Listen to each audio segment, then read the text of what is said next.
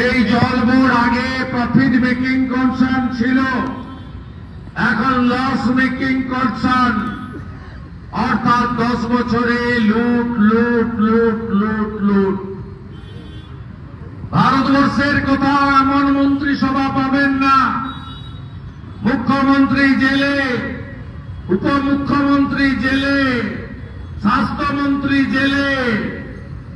কেন জেলে? রাজনৈতিক সংঘর্ষের জন্য না, স্বাধীনতা সংগ্রাম করতে গিয়ে না, তারা সবাই জেলে গেছে মদ, শরাব, করাপশন, মদের কেলেঙ্কারির জন্য। শুধু ওরা যায়নি, ওরা সঙ্গে করে তেলেঙ্গানার বিআরএসের প্রাক্তন মুখ্যমন্ত্রীর মেয়েকেও সাথে নিয়ে গেছে জেলের ভিতরে।